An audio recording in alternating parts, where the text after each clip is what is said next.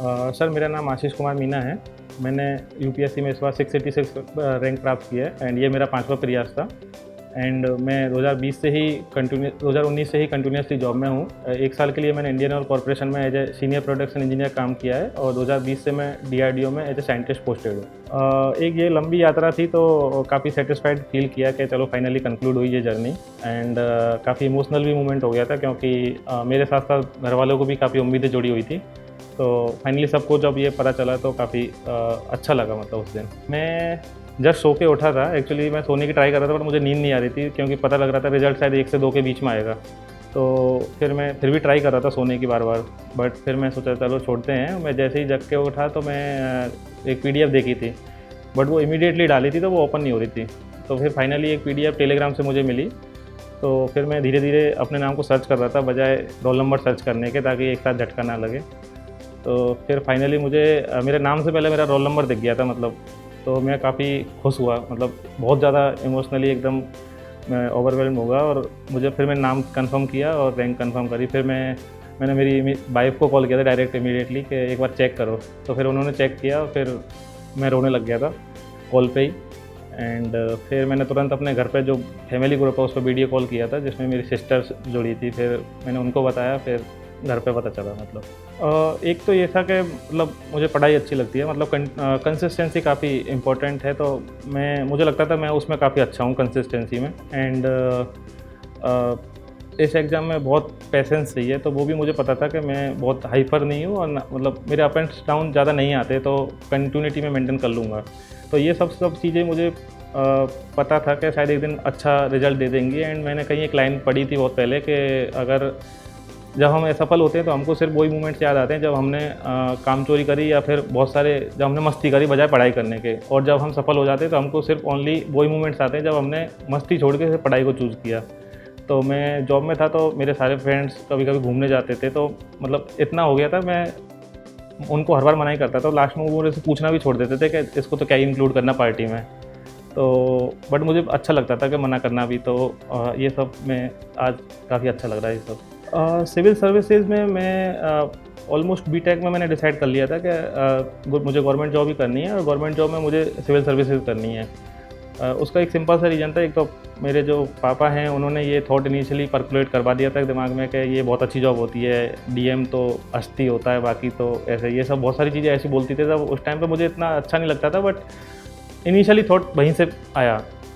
तो फिर मेरा ये भी था कि जैसे बहुत सारे लोग प्राइवेट जॉब में जैसे फेसबुक, गूगल, अमेजन से स्टार्ट करते, तो मुझे लगता है कि गवर्नमेंट जॉब में एक बेस्ट जो है गवर्नमेंट जॉब वहीं से स्टार्ट करना चाहिए। और मेरे 2019 में जैसे मैं ग्रेजुएट हुआ तो मेरी रैंक आ गई थी गेट में 59। तो मुझे पता था कि जॉब लग जाएगी 100%। तो मैं सोचा इस टाइम को यूटिलाइज कर लेता हूँ। तो मैं दृष्टि में ऑप्शनल के क्लास ली थी मैंने विकास सर की। तो उस टाइम पे मैंने यहाँ पर रिक्वेस्ट करी थी कि एक फास्ट बैच चलता था जिसमें एक दिन में 2 क्लासेस होती थी, 2 बजे से लेकर रात के 8 बजे तक। तो मुझे बहुत अच्छा लगता था, मतलब 2 बजे से 8 बजे तक ऐसा लगता था कि शायद मेरा बेस्ट फेज है। मतलब लोग बीच में खड़े भी हो जाते थे, लेकिन मुझे बहुत अच्छा लगता था उस टाइम क्लास अटेंड करके। तो ये मेरी जर्नी रही है। बाकी फिर मैं जॉब में चला गया था। फिर कोविड के टाइम उस टाइम पे हिंदी लिटरेचर का ऑप्शनल ऑनलाइन ही था। तो फिर मैंने बीच में जब कोविड में ऑनलाइन हुआ तो मैंने विकास सर को एक बार लिंक्डइन में मैसेज किया था कि सर मुझे स्टडी मटेरियल आप दिलवा दोगे क्या। तो उन्होंने बोला ठीक है, आप एड्रेस भेज दीजिए, हम आपको बुक्स वगैरह डिलीवर करवा देंगे।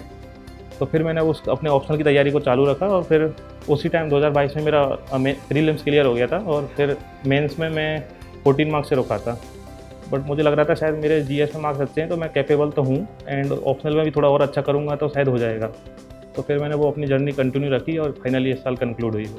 दृष्टि के लिए जो कनेक्शन है मेरा, एक तो सबसे पहले 2019 में मेरी जो इस जर्नी की शुरुआत दृष्टि के साथ हुई थी। मैंने ऑलमोस्ट 50 से 60 क्लासेस यहाँ करी थी मुखर्जी नगर की जो बिल्डिंग थी उसमें। इसके अलावा दृष्टि पे बहुत सारे ऐसे से रिलेटेड या फिर बहुत सारे एथिक्स के जो कॉन्सेप्ट्स हैं, विकास सर की क्लासेस हैं यूट्यूब पे, वो सारी पड़ी हुई हैं। तो वो काफ़ी मतलब अच्छी है, मतलब जितना बेस्ट हो सकता है वो उतनी है। एंड इसके अलावा मुझे हमेशा लगता था कि जो दृष्टि की लाइब्रेरी है वो शायद सबसे बेस्ट है। तो मैं लास्ट ईयर 2024 में ऑलमोस्ट 2 महीने के लिए करोल बाग की ये लाइब्रेरी में था। मैं इंटरव्यू गाइडेंस प्रोग्राम के लिए जब हम आए थे मेंस मेंटरशिप प्रोग्राम के लिए, तो एक ये लंबा रिश्ता रहा था। बाकी जो मुझे ऐसे में मेरे थोड़े कम मार्क्स आए थे, तो मैं चाह रहा था कहीं न कहीं विकास सर के ऐसे का वीडियोज़ मुझे मिल जाएँ। तो वो कोर्स मैंने लिया नहीं था, बट मेंस मेंटरशिप के साथ जब हमको फ्री में मिला था, तो मैंने उनकी ऑलमोस्ट 8 से 10 क्लासेस काफ़ी लंबी-लंबी हैं, 4-4 घंटे की हैं वो। बट वो मैंने सारी कवर करी थी, तो वो भी काफ़ी हेल्पफुल रहा इस बार। मतलब मैं शुरू से ही अपना बेस्ट देने की कोशिश कर रहा था, बट मैंने एक फाउंडेशन कोर्स नहीं लिया था, तो मुझे बीच में रिग्रेट होते थे कि शायद मैं फाउंडेशन कोर्स ले लेता तो कहीं से तो मेरी जर्नी शायद आसान हो जाती। मैं सब खुद अपने से ही कर रहा था एक्सेप्ट ऑप्शनल। तो बीच में मैं बहुत बार फेल हुआ हूँ, बट मेरे जो फैमिली सपोर्ट सिस्टम है वो बहुत स्ट्रॉन्ग है। मेरी सिस्टर्स हैं वो बहुत मोटिवेटिंग हैं, मेरे जीजा जी हैं। एंड जस्ट इसका एक एग्जांपल मैं देता हूँ। मेरी एक सिस्टर है पूनम मीना, एंड उनके हस्बैंड है मुनीश राम जी, जो दिल्ली में टीचर हैं दोनों ही। तो मैं उनके पास 2022 में भी और 2024 में जब मैं मेंस के लिए दिल्ली आता था, तो मैं उनके पास रहा था एक बार रोहिणी में। तो वो जिस तरह से सुबह जैसे ब्रेकफास्ट पहुंचाना हो गया, फिर लंच में लंच हो गया, फिर शाम को डिनर हो गया, फिर और मेरे जो जीजा जी है वो मुझे सुबह एक लाइब्रेरी मैंने 2022 में अटेंड और 2019 में एक बार जब ऑप्शनल की तैयारी कर रहा था, तो उस टाइम अटेंड करी थी। तो वो मुझे सुबह ड्रॉप करने जाते थे, फिर लंच देने जाते थे, फिर शाम को डिनर देने जाते थे, फिर शाम को 10-11 बजे मुझे कलेक्ट करने आते थे, और ये लगातार मतलब 1-1.5 महीने के लिए। तो ऐसा अगर सपोर्ट सिस्टम है तो फिर मन में रहता था कि शायद हम करना चाहिए हमको तैयारी, एक दिन वर्थ इट होगा ये। और हमारे साथ साथ ये भी बहुत सारा सेक्रीफाइस कर रहे हैं, तो हमको आई थिंक हमारा 100% देना चाहिए। बीच में पापा की तबीयत में मेरी काफ़ी अप्स एंड डाउन चलती रहती थी, तो उनको मेंस से एक दिन पहले उनको एक्चुअली सीवर हार्ट अटैक आ गया था, तो मुझे बताया नहीं था ये बात घर पे। तो वो भी एक काफ़ी इमोशनल मोमेंट था मेरे को बाद में पता चला था मेंस के बिल्कुल एंड होने के बाद इस साल। तो जब मुझे पता चली कि जस्ट एक दिन पहले मैंने थोड़ी देर पहले ही बात करी थी पापा से, तो ये सब मुझे काफ़ी मोटिवेटिंग लगता है कि घर वाले बहुत सेक्रीफाइस करते हैं हमारे लिए। तो हमको यहाँ पे दिल्ली में हम इतने उम्मीद से आते हैं, या फिर कहीं पे भी कोचिंग कर रहे हैं, तो मतलब बहुत उम्मीद से आते हैं, तो हमको इस टाइम को यूटिलाइज़ करना चाहिए बजाय अपने आप को एंजॉय करने के। तो ये अप्स एंड डाउन्स मेरी जर्नी के रहे।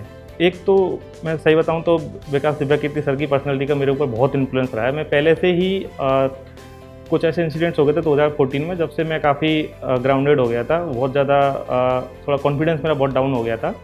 और उस टाइम से 2018-19 के आसपास विकास सर के जब वीडियोस वगैरह से मैं उनसे काफ़ी इन्फ्लुएंस होने लगा, मतलब उनकी पर्सनैलिटी ने मुझे बहुत इन्फ्लुएंस किया। तो इस प्रिपरेशन में मैंने बहुत सारी चीज़ें ऐसी सीखी, सर से भी सीखी, और मैंने खुद से अपने आप से भी मैंने उनको सीखा कि शायद जैसे कंसिस्टेंसी हो गया, हार्ड वर्क हो गया, बहुत ज़्यादा सेलिब्रेट नहीं करना है, बहुत ज़्यादा डिसहार्टन भी नहीं होना कि मतलब लाइफ है, इसको एक्सेप्ट करना है, प्रॉब्लम्स भी हैं, सक्सेस भी आएंगी, but you should be what you are actually. तो ये सब चीज़ें मुझे सीखने को मिली, और कहीं ना कहीं मेरा जो डेडिकेशन था इस एग्ज़ाम के लिए वो फाइनली मतलब उसका फ़ायदा मुझे मिला। सर मैंने जैसे बताया 19 से ही मैं तैयारी कर रहा था, तो उस टाइम पे मेरी जॉब लगी थी IOCL में। तो IOCL की जो जॉब है पानीपत रिफाइनरी में, वो शिफ्ट की जॉब है। तो 2 दिन मॉर्निंग शिफ्ट होती थी, 2 दिन इवनिंग शिफ्ट होती थी, 2 दिन नाइट की शिफ्ट होती थी। तो उस टाइम पे बहुत डिफ़िकल्ट था मेरे लिए चैलेंज, मतलब ये पढ़ाई को मेंटेन करना। जैसे मैंने बहुत बार ऐसा किया है कि बहुत देर से मन कर रहा है कि नहीं पढ़ना है, और मतलब इवनिंग शिफ्ट करके आ रहा हूँ मैं, रात के 11 बजे आता था, 10 बजे मतलब वहाँ से निकलने के बाद 11 बजे रूम पहुँचे, और मैं बिना कुछ किए मैं सिर्फ पढ़ने बैठ गया, क्योंकि मुझे पढ़ना है, मतलब मन था कि आज ये कंक्लूड करना है ये सब चैप्टर जो भी है। तो बट उस टाइम में बहुत चैलेंजिंग था, मतलब मेरे को हेल्थ रिलेटेड प्रॉब्लम भी होने लगी थी, क्योंकि स्लीप साइकिल काफ़ी इम्बैलेंस हो गया था। तो फिर मैंने वो जॉब सिर्फ इसीलिए छोड़ी क्योंकि मुझे प्रिपरेशन करनी थी, और मैंने DRDO में स्विच सिर्फ वन ऑफ द रीज़न मैंने वहाँ पे भी बताया था, बट ओनली रीज़न यही था कि मुझे इस तैयारी को मैं थोड़ा सा कंटिन्यूटी चाहिए थी, थोड़ा सा टाइम चाहिए था, और सैटरडे संडे का ऑफ रहता है इस जॉब में, प्रेजेंट जॉब में। तो अगर बैलेंस करना है तो मैं यही कहूँगा कि अपनी प्रायोरिटीज़ फिक्स रखो, और जैसे मंथली टारगेट्स बना के रखो, और इवन वीकली टारगेट्स भी रखने चाहिए कि हमको एटलीस्ट ये फिनिश करना है इस वीक में।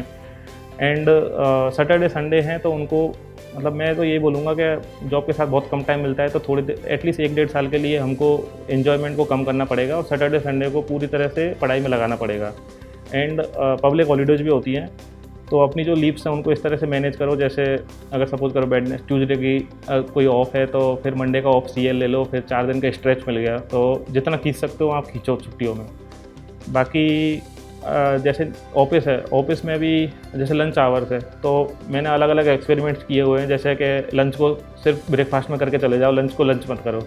तो मैंने ऑलमोस्ट 2 महीने के लिए ये किया था कि मैं लंच नहीं करता था, ब्रेकफास्ट में ही उसको अच्छे से खा के चले जाओ, फिर लंच के टाइम पे न्यूज़पेपर या कुछ पढ़ लो। बाकी बहुत बार ऐसा होता है कि कुछ काम तुमको दिया है ऑफिस में, वो हो गया, तो उसके बाद अगर तुम्हारे पास थोड़ा बहुत टाइम है तो कुछ रखो। मतलब ऑफिस में मैं हमेशा कुछ न कुछ अपना स्टडी मटेरियल रखता था। एंड एक ऑफिस की जो डायरी रहती थी उसमें भी मैं पीछे करंट अफेयर्स रखता था। मतलब मैंने ऑफिस की डायरी में अपनी जो करंट अफेयर्स के नोट्स थे मैं उसमें लिखता था, ताकि मैं अगर मीटिंग्स भी बहुत बोरिंग हो रही हैं या फिर सपोज कोई किसी के लिए हमको वेट करना पड़ रहा है या बाहर ट्रैवल कर रहे हैं, तो उसको एक बार देख लो, मतलब थोड़ा सा, क्योंकि प्रीलिम्स के करंट अफेयर्स में बस वही है, रिवीजन कितनी बार किया है। और जैसे जो करंट अफेयर्स बुकलेट्स हैं उनको मतलब अपने पास रखो, हमेशा अपनी डायरी में छुपा के रखो, या फिर जैसा भी मतलब तुम मैनेज कर सकते हो, बट तुमको करना पड़ेगा थोड़ा सा तो टाइम अपने आप को, मतलब इस प्रिपरेशन को बहुत ज़्यादा प्रायोरिटी पर रखना पड़ेगा जॉब के साथ। मोटिवेशन ये था कि मुझे अंदर से पता नहीं, बहुत पहले से बहुत सारे लोग मुझे बोलते थे कि तुम्हारी पर्सनैलिटी ऐसी है, सिविल सर्विस की तैयारी करनी चाहिए, और बट बीच में मेरे लिए था कि मुझे अपने आप को ही डिफीट करना था, मुझे एक और माइलस्टोन अचीव करना था। 2019 में जब रैंक आई थी गेट में 59 ऑल इंडिया रैंक, तो उस टाइम पे कुछ ऐसे कमेंट्स मैंने सुन लिए थे कि अच्छा ठीक है, लक की वजह से हो गया होगा, या फिर, तो उस टाइम पे मुझे ये था कि बस एक बार और इस्टेब्लिशमेंट अपने आप को करना है एंड कहीं ना कहीं खुद को ही हराना है। मतलब मुझे सिर्फ अपने लिए ये करना था।